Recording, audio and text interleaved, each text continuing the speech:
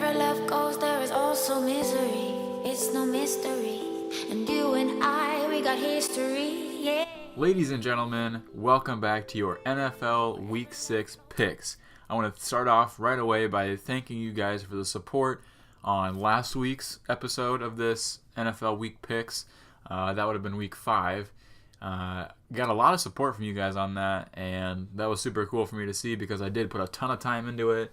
And today's going to be a little bit different. There's not going to be, for the first thing, there's not going to be the ticker of stats at the bottom. There's just going to be charts on each page, as you will be able to see here in a little bit. But it took me probably like 8 or 9 hours just to make the video of last week. So what I had to do is I had to go into iMovie. I had to put one team's logo on the screen and do a picture-in-picture for the background to show up. And then I had to also put the ticker on and make sure it was the right distance and record the audio separate. And then put all the information in the ticker. If I didn't already say that, I don't know. But I had to do all that stuff, and then I had to render it, which took like an hour. And then after I rendered it, I had to put it back into iMovie, and from there I had to put the other team's logo in a picture-in-picture where it needed to go. And that took forever. And then after that, I had to render it again, taking another hour and a half.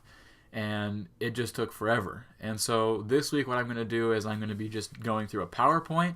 It's a lot simpler, and I can do a lot of different things with the PowerPoint. So I think I like doing the PowerPoint rather than what I did last week, and I think you guys are going to be able to see that. Two more things. One thing, if you guys couldn't tell, I forgot to mention last video, but if you couldn't tell, I got a brand new microphone. It's the Blue Snowball microphone. It doesn't sound that much crisper than like normal podcast videos I've done before, just because of the microphone that was used to record that before, which was the built-in microphone on my Mac. But if I could, and I didn't touch on this, but the reason why you aren't seeing like gameplay videos uploaded to my channel now is because the internet that I have at my house is one that we got so that it was cheaper than paying $100 a month for what we had before for like over-the-top internet. So all my sisters have moved out of my house now, and it's just me and my parents, so we didn't need something with 100 megabytes or 50 megabytes or whatever. We just needed something with about 10 or 15, so I thought. But that doesn't allow me the speeds to upload from my PlayStation 4 for PS Share up to YouTube, so that's unfortunate. But for that quality, in the future, you will hear from this microphone, and it will sound much better than it did before. The other thing, if I do sound a little nasally right now, I'm sorry. I am a little bit sick. I have a little bit of a cough, so if I have to cough, I will turn away, whatever. And I've got my water bottle right here next to me, so I might have to take a drink every once in a while. But let's get right into these picks. So, this past week's headlines. Number 1, the Atlanta Falcons are for real. If you didn't see what happened last week, a lot of people expected them to, including myself, let me point that out, expected them to go into Denver and get beat just like the rest of the teams that go into Denver this year and pretty much last year as well. But what I didn't expect was that the Falcons would spread the ball around enough that they didn't have to rely on Julio Jones. So I think Julio Jones had 2 catches for 28 yards or something like that. I think he only put up 4 points for me in my PPR league. So that was disappointing, especially coming off the week before where he put up 48. So that was definitely disappointing. Number 2, the Vikings have stayed red hot now. Who did they just beat this past week? I don't remember who they just beat, but they got another win this week, and now they are the only undefeated team left in the NFL. Wait, I have it right here, who they played last week. Where are they at? I can't find them. I can't find... Oh, they played Houston this past week.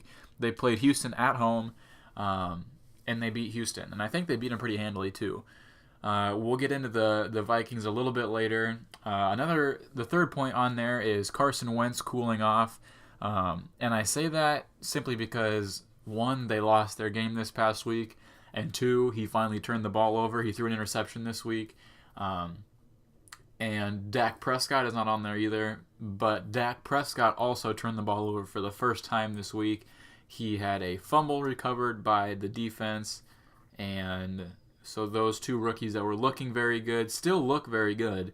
But they both turned the ball over for the first time this season, this past week. And the 4th and final bullet on there is Tom Brady returning to the field. Tom Brady came back from his 4-game suspension of Deflategate this week against the Cleveland Browns, and they absolutely ran the tail. I think he had 4 touchdowns, or maybe just 3. I think he had 4, though.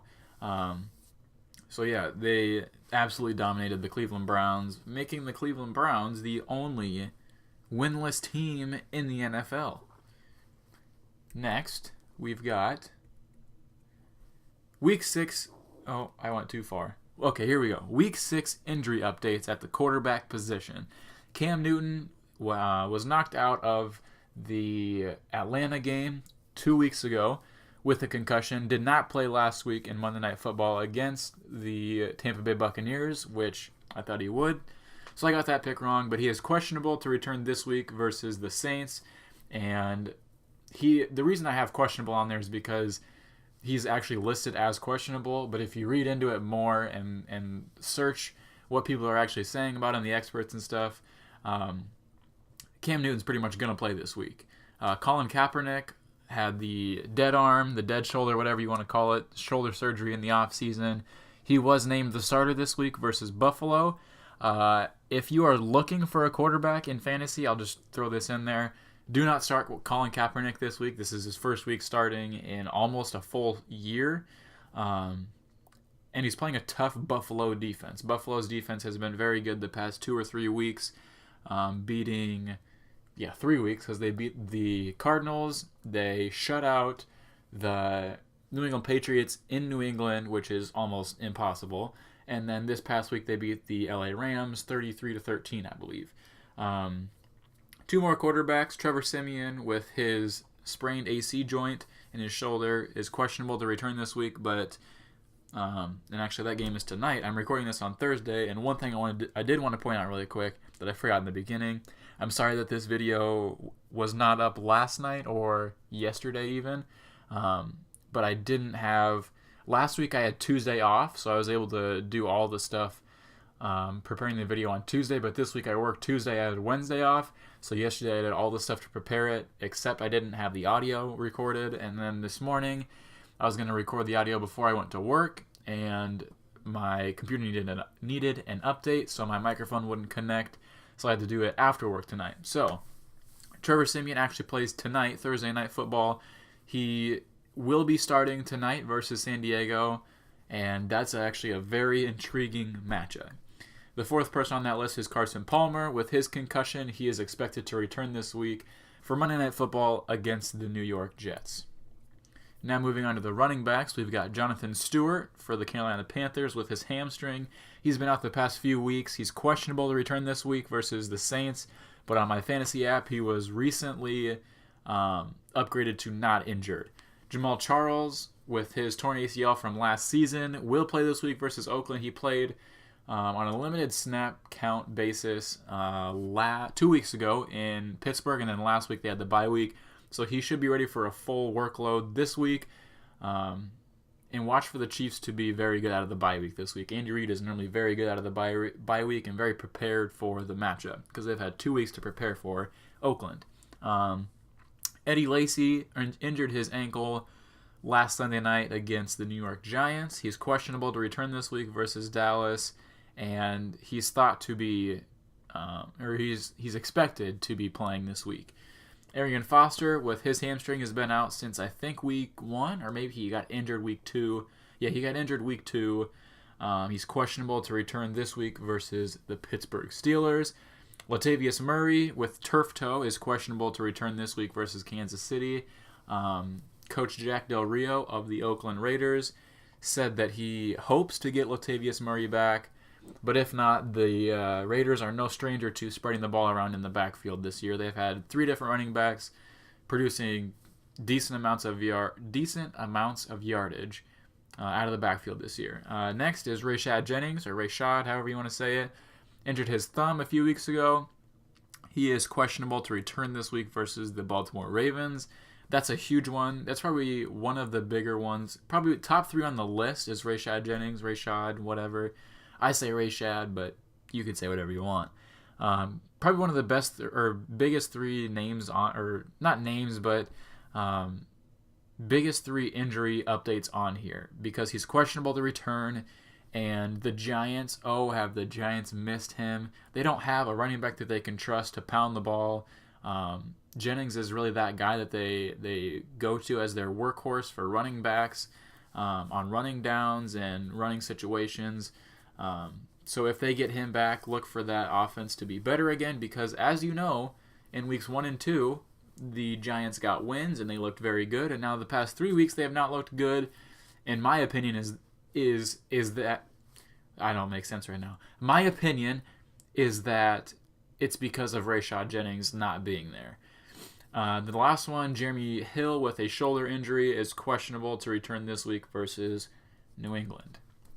Moving on to the wide receivers, Corey Coleman, he is on this. It says he's with his hand injury. He broke his hand in practice week 2, I believe.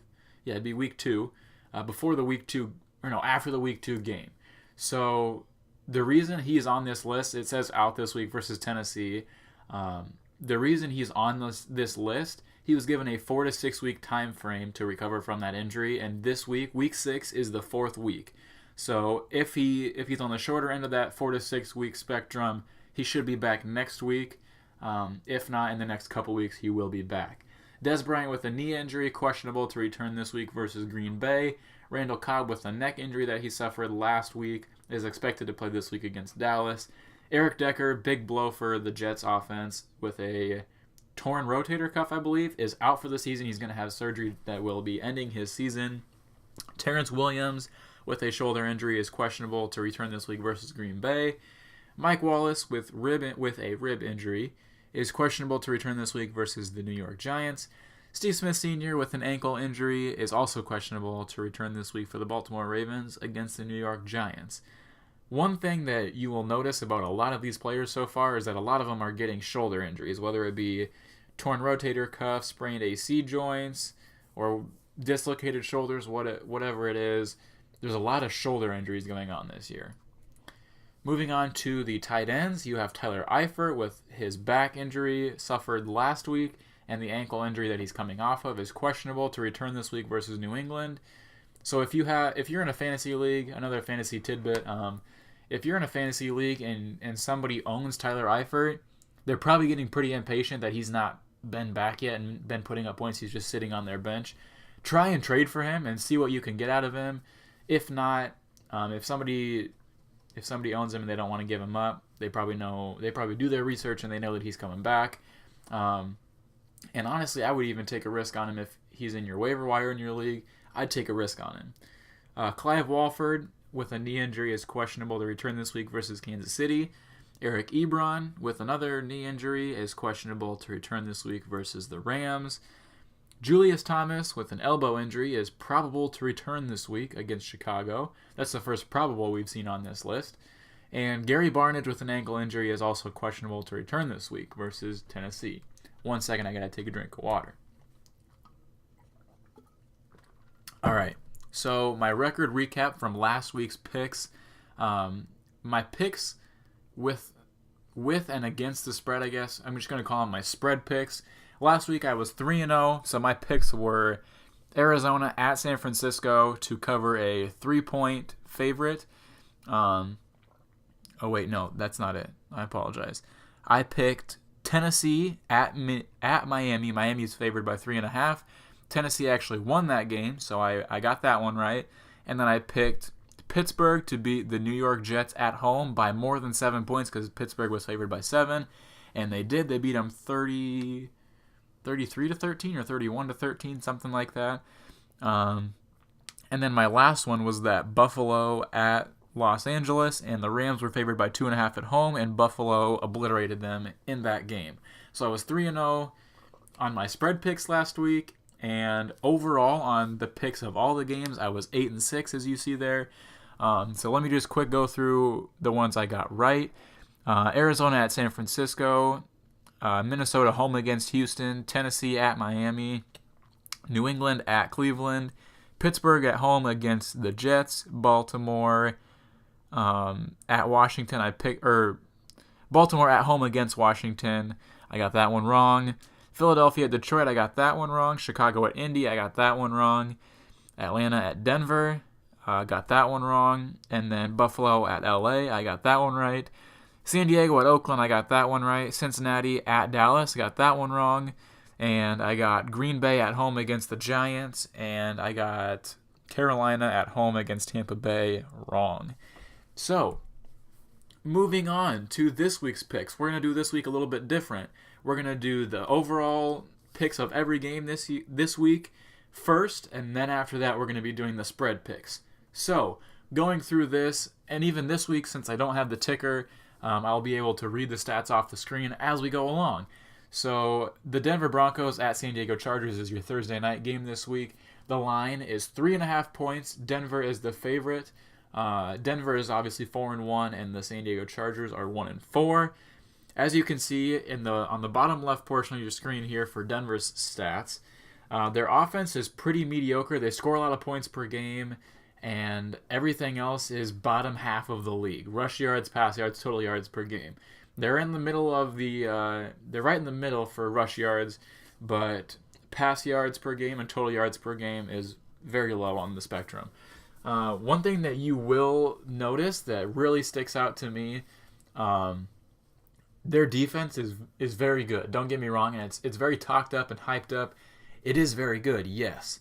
But, as you see on that list, they are 22nd in the NFL against the run. They are allowing 115.4 yards per game, and to a pretty mediocre running back, in my opinion, in Jeremy Hill, they allowed 2 touchdowns and either 80 yards or over 100. I don't remember which one it was, but a lot of yards and 2 touchdowns. So my advice is if you have Melvin Gordon, which is the San Diego running back, start him this week. Even though it's against Denver, start him because they are 22nd in the NFL against the run. Now, moving on over to the Chargers side of the stats, their offense, their passing offense is very good. They score a lot of points per game, but their rushing offense is not great. They have been better, way better this year than they were last year. They were basically one-dimensional last year, and Melvin Gordon is getting a lot more goal line touches this year. He's not getting he pretty much wasn't getting any touches last year at all, and this year he's getting a lot more touches. They are still averaging 90 yards per game, so that's not that bad. And when you think about it, that's 9 fantasy points if they all go to one guy. Now that Danny Woodhead is injured. But if they all go to Melvin Gordon, 90 yards and, let's say, a touchdown, that's 15 points right there. That's not a bad week. So, and that's not counting if he catches any balls out of the backfield. So, and that is also just what San Diego has done against other teams, let alone against the 22nd ranked run defense. Their defense has also, their defense is actually very flip-flopped of Denver. So they're very exposed against the pass, 27th in the NFL, 23rd in total yards per game allowed, and 8th against the rush. So they are very good at stopping the run, and they allow a lot of points per game. One thing you need to know about San Diego is that they've blown either two or three fourth quarter leads of 13 or more points this year, and the rest of the NFL has blown 0 of those such leads. But Trevor Siemian is starting tonight with a shoulder injury, and their running game, Denver's running game has been good, but not great. And it struggled really the past week or 2 weeks. I would not be surprised if San Diego had the lead or it was very close in the fourth quarter of this game. But nonetheless, I'm going to pick Denver to win this game and move to 5-1. Next is the San Francisco 49ers at the Buffalo Bills. San Francisco comes in at 1-4, while the Bills come in at 3-2, coming off a couple of, three hot wins. They, like I said earlier, they beat the Arizona Cardinals. They shut out the New England Patriots at New England, and last week they won at Los Angeles. And Los Angeles has a decent defense. So don't sleep on the Buffalo Bills. One thing that is on here that you will see is that they are 32nd in pass yards per game as an offensive team. That is simply because Rex Ryan loves to run the ball and play through his defense. The defensive stats are pretty mediocre. They are tied for 5th in least points per game allowed. So they give up a decent amount of yards, but they don't let the team score that much on them. As you can see, they are 3rd in rush yards per game with 137 yards per game, and going up against the San Francisco defense, who allows 146.8 yards per game in the running game. That's 31st in the NFL. That's horrible, and I am 100% starting LeSean McCoy this week in my fantasy lineup. LeSean McCoy last week had 150 yards against the LA Rams, who have much better defense than do the San Francisco 49ers. So I think that LeSean McCoy will have an absolute heyday this weekend. My bold prediction for LeSean McCoy is that he will score more than 25 fantasy points this week, coming both out of the backfield, catching balls and running the ball and getting touchdowns against this weak San Francisco defense. One thing about this San Francisco defense is that they are ranked 10th in the NFL against the pass, but that's not really an issue because that plays directly into the hands of Buffalo. They don't really need to pass the ball. They just want to run the ball and not turn it over. That's all that Rex Ryan asks of Tyrod Taylor, is that you don't turn the ball over. Buffalo is favored by 8 in this game, and I like them to win by more than 8, but that is not one of my spread picks this week. I just like Buffalo to win this game. Next, we have a couple of low-end teams, the Jacksonville Jaguars at the Chicago Bears. The Chicago Bears are favored by 2.5 in this game, and when you look at the stats, the defensive stats at least, that really pops out. It shows you that Jacksonville's defense is much better than, well, I wouldn't say much better, but they are better than the Bears' defense in every aspect except points per game allowed. Now, when you flip it over to the offensive side, it is the exact opposite. Chicago is better in every asset except points per game scored. So Chicago allows a lot of points and doesn't score a lot. But one thing to notice on this list is that a couple weeks ago, Chicago was ranked in the bottom 5 of the league of rush yards per game, and now they're up to 19th, and that is because of Jordan Howard. I told you about him last week on the podcast. So if he's still available in your leagues and nobody's picked him up and you haven't picked him up, you better be picking him up because he is a great fantasy asset. I picked him up a week before he bloomed, and that was the best move I've made of the season so far. So that was very good. They do like to run the ball. Brian Hoyer has been slinging the ball all over the place since he became the starter over Jay Cutler. So I really like the Bears to win this game and move to 2-4. Next, we have the Los Angeles Rams at the Detroit Lions. In this one, here you can see the stats of the Rams defense that I was talking about earlier. Detroit is favored by 3.5 in this game.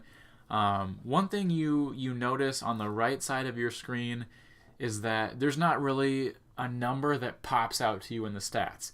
The highest rank on Detroit's side is 13th, and that's in pass yards per game. And that's because they are one of the more one-dimensional offenses in the NFL. They like to throw the ball with Matthew Stafford, and they have for many years with Calvin Johnson. Now that he's gone, they've got Marvin Jones, who leads the NFL. Actually, he doesn't anymore. He did lead the NFL in receiving yards until Julio went off and had 300. But they do have very good options there. Theo Riddick coming out of the backfield. They don't really have a running back right now that they can trust to run the ball. Now that Amir Abdullah is out, he's on injured reserve, and I'm not sure when he's designated to come back. And then Dwayne Washington also is injured now. So they're going to really need to rely on the pass this week, and that kind of plays into the strength of the Los Angeles Rams, who are 14th in the NFL in passing yards allowed per game. As you can see there, they're not very good against the run, and they don't allow a lot of points. Really, they're pretty good defense other than stopping the run, which this is a very good matchup for that as well because Detroit really likes to pass the ball. Nonetheless, I am going to take the Detroit Lions to win this game because Todd Gurley has struggled, and I think they need to get him going in order to have any sort of offensive momentum because Case Keenum's not going to get it done at quarterback for him. So they need to get Todd Gurley going if they want to win this game, but I'm going to pick Detroit to win this game, and both teams will be 3-3 next week. Next, we have the Cleveland Browns at the Tennessee Titans. Tennessee is favored by 7, and as you see on the left there, Cleveland is the only winless team in the NFL. They are 0-5. That is absolutely atrocious. So if you look at their ranks, they like to run the ball. They don't really like to throw the ball. And that might be because Corey Coleman's out and their top 2 quarterbacks are out. But they run the ball with success. They average 124 yards per game, which is 5th in the NFL. But their passing and their total yards per game are bottom 15 in the NFL, bottom 12 in the NFL, really, because total yards per game, they're 20th. And their defense is not good either. The highest rank on their defense is 20th. One thing that you will see on the right side of the screen is that Tennessee also loves to run the ball. They don't really like to pass the ball. They are worse passing than Cleveland is, and they are better running than Cleveland is. Their total offense is higher than Cleveland's, and they score more points than Cleveland, and they don't allow very many points. They're tied for 10th in points allowed per game. Their defense is very stingy. It's a very underrated defense. They are 10th in the NFL in total yards per game allowed, 9th against the pass, 14th against the rush. So that's a very underrated and good defense. Tennessee favored by 7. I don't know if I like that line or not, but I am going to pick Tennessee to win this game. And Cleveland will stay winless. Next, we have the Pittsburgh Steelers at the Miami Dolphins. And you know that I hate the Dolphins. I don't hate the Dolphins. I shouldn't say that. The Dolphins stink. The Dolphins are awful. I picked the Tennessee Titans to win at Miami to cover the spread and win at Miami last week when Miami was favored by 3.5 at home, and they got blown out.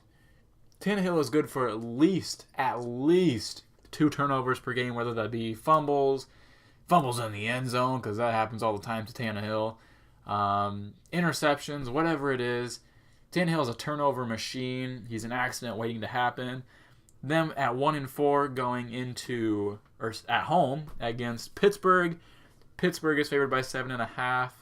I really like Pittsburgh to win this game. As you can see on the left there, Pittsburgh's offense, they're 5th in total yards per game, 3rd in pass yards per game, and the 14th in rush yards per game. Don't let that fool you, because Le'Veon Bell is back, and since he's been back, they've been unstoppable in the run game. So really, they're probably top 5 in every statistical category on offense, except points per game. They're 6th, which is still good.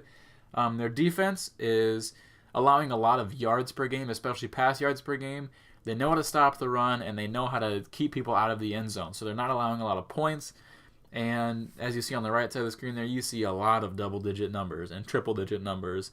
Double-digit numbers in the ranks and triple-digit numbers in the yards per game, except when it's their offense and their rushing yards per game.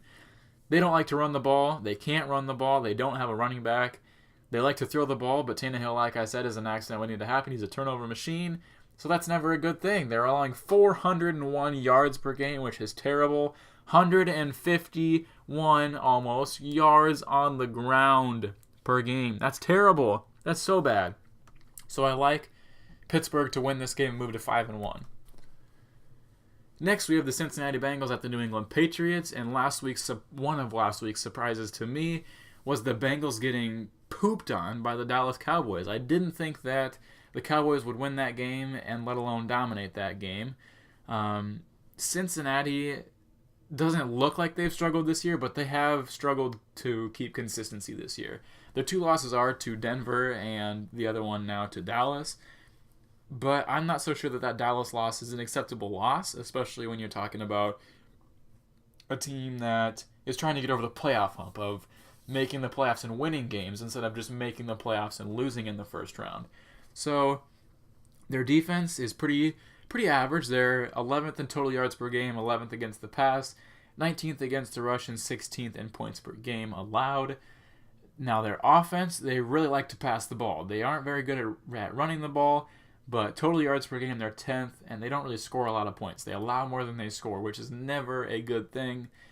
New England also is favored in this game by 9 at home. With Tom Brady back, that pass yards per game is going to go way up. That rush yards per game is probably going to drop, but they are 4th in the NFL in rush yards per game, 7th in total yards per game, and they score exactly 8 points more per game than they allow. Their defense is always right in the middle of the road. They're always right around 12th to 18th in the NFL. They're never at the bottom third in the NFL, and they're never, I shouldn't say never, but they're rarely at the top third, but they are never in the bottom third. And I don't think there's any question that is a testament to their coaching.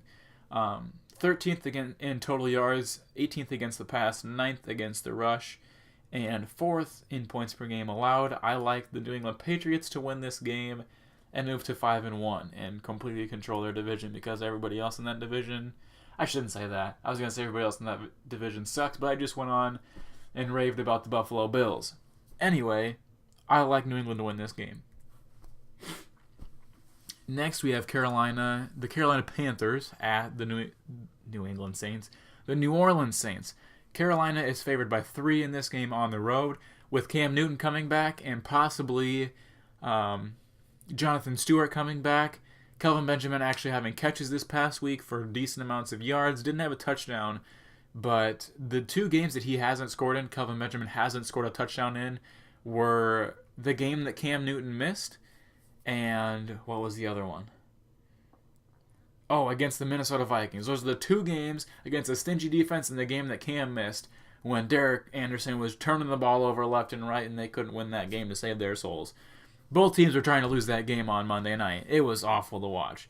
But you have a division game here, Carolina at 1-4, trying to get back to that Super Bowl contention level against the pitiful defense of the New Orleans Saints. Their offense is always good, and their defense is always terrible. What's new with the New Orleans Saints? Now, on the left side, the record for Carolina the stats for Carolina do not reflect the record. Their defensive stats are actually very, I'm not going to say they're very good, but they're a lot better than a 1-4 record shows. And same with the offense. They're 3rd in total yards per game on offense, 10th in passing, 6th in rushing, 11th in points.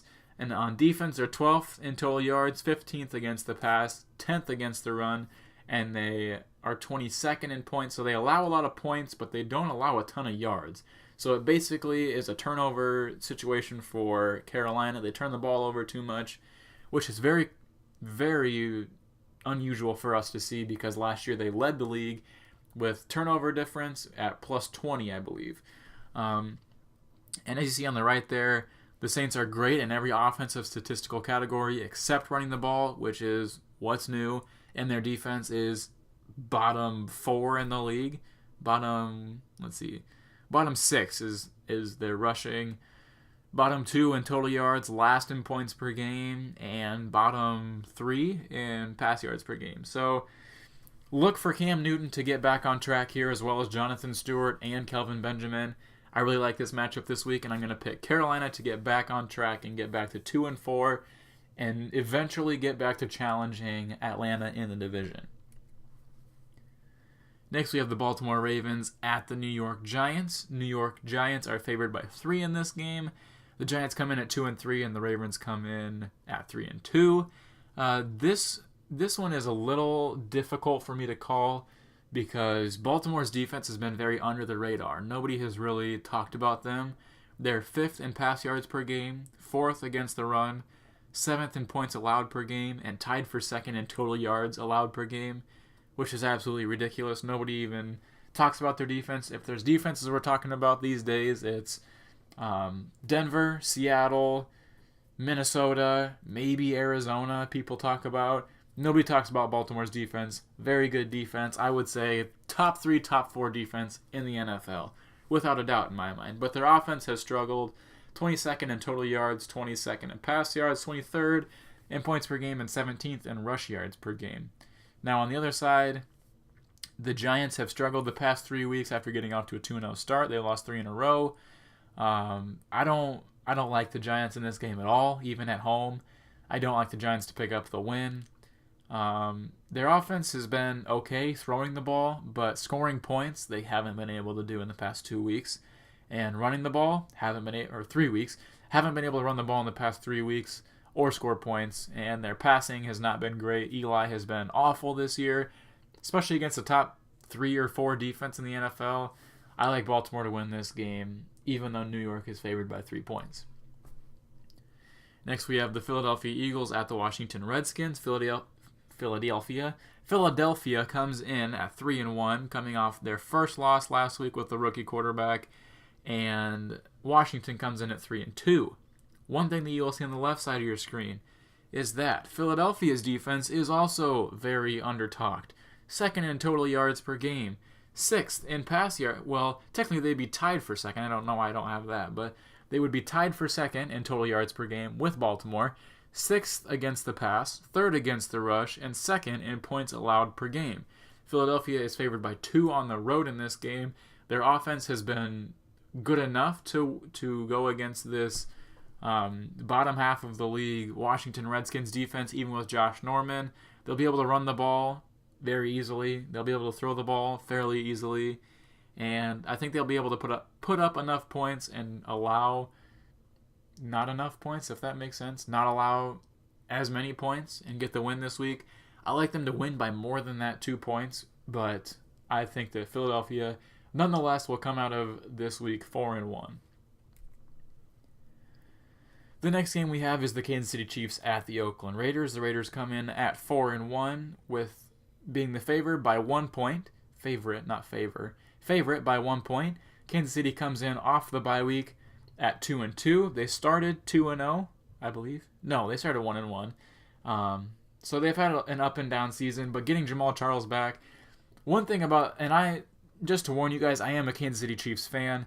One thing that Kansas City is known for doing, not turning the ball over, running the heck out of the ball with Jamal Charles, throwing the ball to Jamal Charles and tight ends, a lot of screens, short passes, not throwing the ball down the field, and playing through their normally great defense. But as you look, normally they stop the run, number 1 priority, and 2, don't allow a lot of points per game. So when you look at the stats for Kansas City this year, they are 29th against the run, so not stopping the run, and they're allowing 23 points per game. Last year they allowed 13 points per game or something in that ballpark. Now they're allowing 23 and they're 17th in the NFL. 13th, they're better against the pass than they are against the run, which is never the case for Kansas City. And same with their offense. They are passing the ball better than they are running the ball this year. Not a good sign for Kansas City. I like Oakland to pick up the win this week. Now, one thing about Oakland is that all of their offensive statistics are inside the top 10. I believe they are one of 2 teams in the NFL with that. But on the other side of the spectrum, their defense 32nd in total yards per game, 32nd against the pass, 27th against the run, and 24th in points allowed per game. This is going to be, I don't want to say it's going to be a shootout, but there's not going to be much defense played on that side of the ball. Derek Carr will be able to play very efficiently against Kansas City, I believe. I don't think Kansas City will be able to shut down Amari Cooper and Michael Crabtree and stop the run. I don't think that's something that will be done this week. So I think that Oakland will pull away in this game simply because Kansas City will be able to move the ball, but Kansas City's defense is not nearly as good as Kansas City's offense is not nearly as good as Oakland's offense, and I don't think that Oakland's defense is as good as Kansas City's by any means, but I do like Oakland to win this game at home, a division game. They're only favored by 1, which kind of throws me off, but I like Oakland to win. The next game we have is the Dallas Cowboys at the Green Bay Packers. Green Bay is favored in this game by 4 points. Both teams coming in with just 1 loss. The Cowboys at 4-1 and the Packers at 3-1, coming off a bye. Wait, no, they aren't coming off a bye week. But one thing you will see on this list that really intrigues me and should intrigue you guys: Dallas Cowboys first in the NFL in rush yards per game with 155. The Green Bay Packers, first in the NFL in rushing yards allowed per game as a defense. They're allowing 42.8 rushing yards per game to teams. Through 4 games, they're only allowing 42 yards to the opposing and the entire opposing team and on the ground, which is absolutely insane. It's unheard of. But when you look at the left, Dallas is second in total yards per game, and Dak Prescott's not turning the ball over, throwing for 240 yards a game. They're top 10 in the NFL in scoring at 25.8 points per game, and their defense is a lot better than we are used to the Dallas defense being. 16th in total yards, 19th against the pass, 11th against the run, and 8th in points allowed per game. Green Bay's defense is better than a lot of people give them credit for, but that's mainly because of the rush defense. Their passing defense is not good, and they're allowing quite a few points per game. So as a surprise to a lot of people at Green Bay, I'm going to pick Dallas to win this game. Come out with the 2 superstar rookies staying on top of the world, basically, in the NFL, and moving to 5-1. Next, we have the Atlanta Falcons at the Seattle Seahawks. Another intriguing matchup. The line in this one is Seattle being favored by 6.5 points. I hate that spread, and I hated picking this game because last week I picked the Denver Broncos for the exact same reasons I'm picking the Seattle Seahawks, because of defense and because they're at home. And what did Atlanta do last week? They went into Denver and beat Denver. Granted, their starting quarterback was out, and Russell Wilson is not. So that was basically the deciding factor for me, was that Russell Wilson is a lot better than Paxton Lynch. No disrespect to Paxton Lynch, but he's a rookie in the NFL, unproven. Got his first start last week.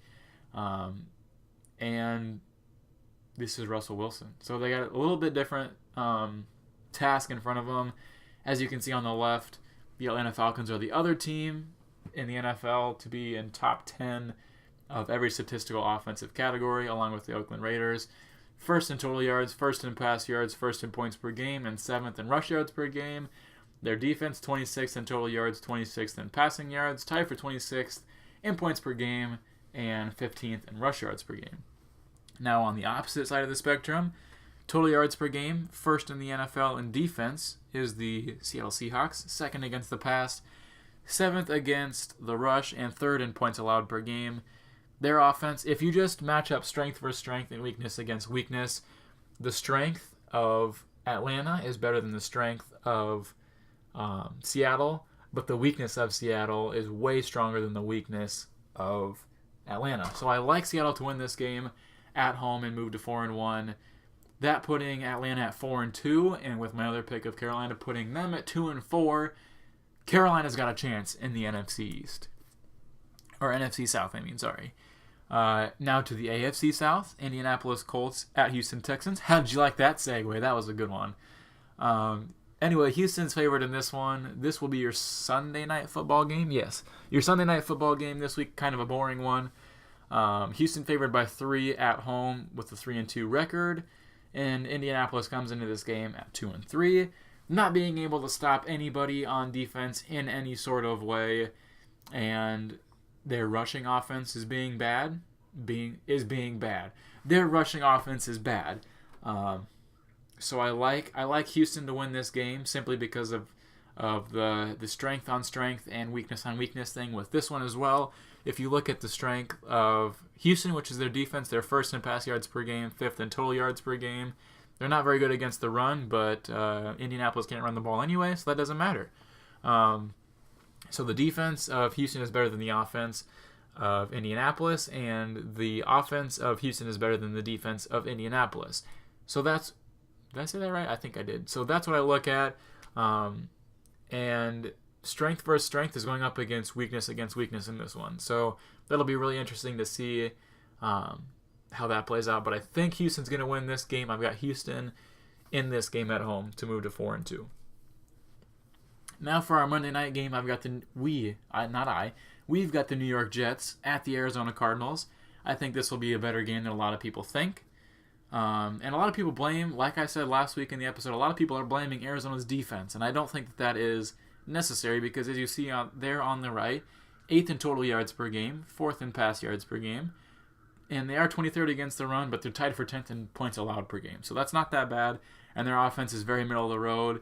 They are more than capable of running the ball, as David Johnson proved last week, and that'll be a tough test for them this week, going up against the second-ranked defense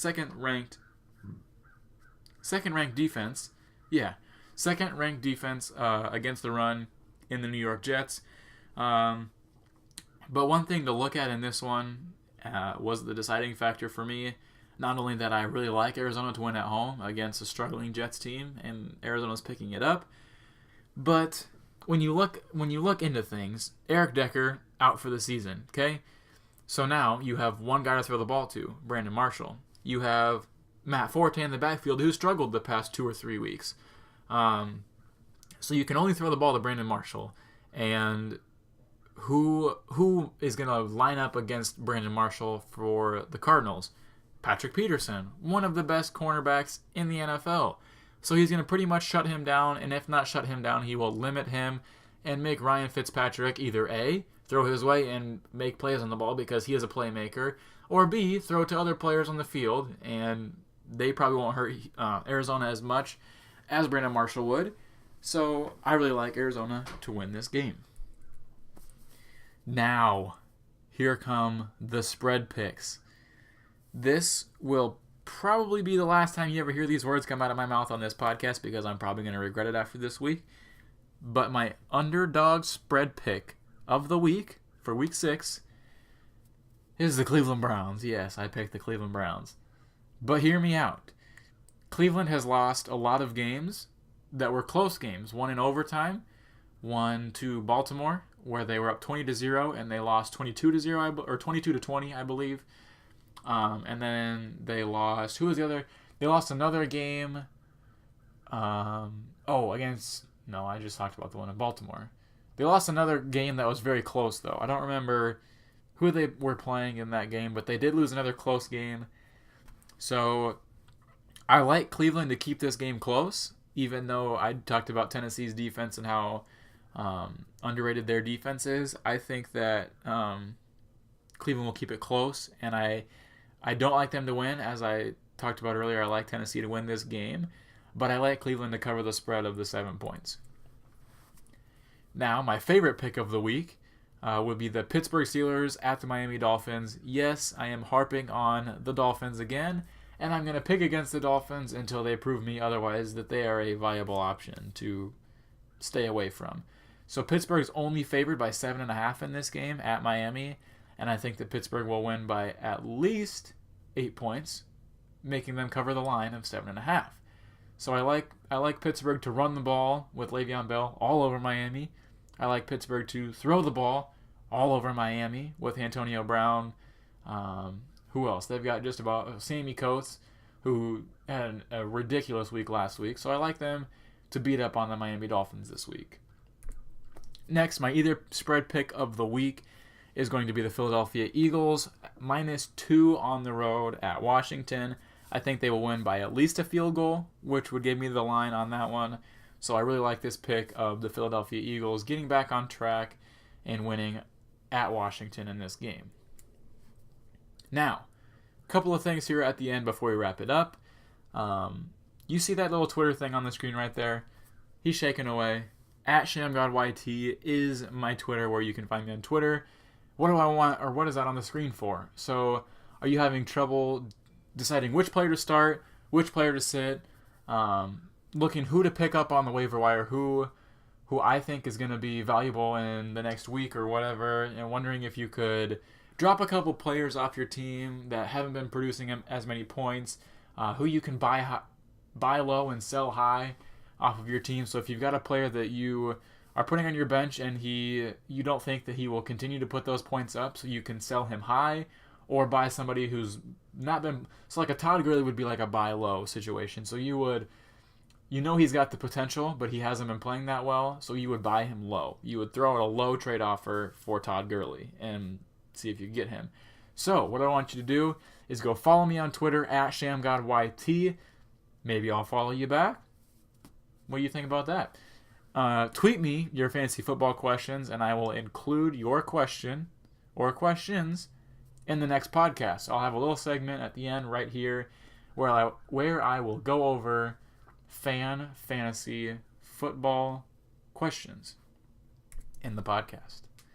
Next, follow me on Instagram for another way to keep up with me. I'll be posting pictures there. Also updates of on Twitter and Instagram of videos coming out and things like that. And Instagram more so of what's going on in my life. What are things that I'm doing, so you can see what I'm doing rather than just read what I'm doing on Twitter or whatever. So that's another way that you could keep up with me at ShamGodYT on Instagram as well. Last but not least, follow me on SoundCloud. I did create a SoundCloud account, and I will hopefully be posting my podcast on SoundCloud as well as YouTube.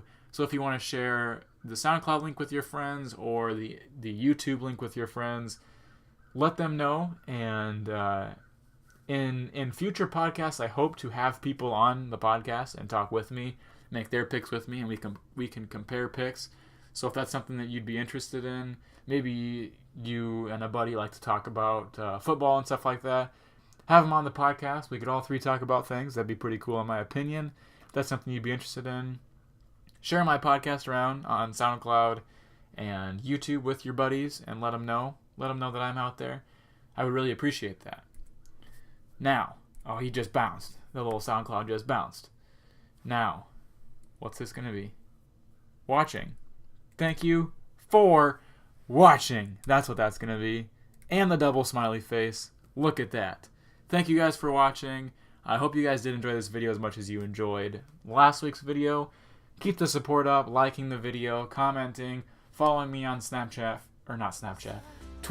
Instagram, SoundCloud, whatever. Tweet me your fantasy questions for next week's podcast. I hope you guys all enjoyed listening to this and or watching, and I will see you guys next time.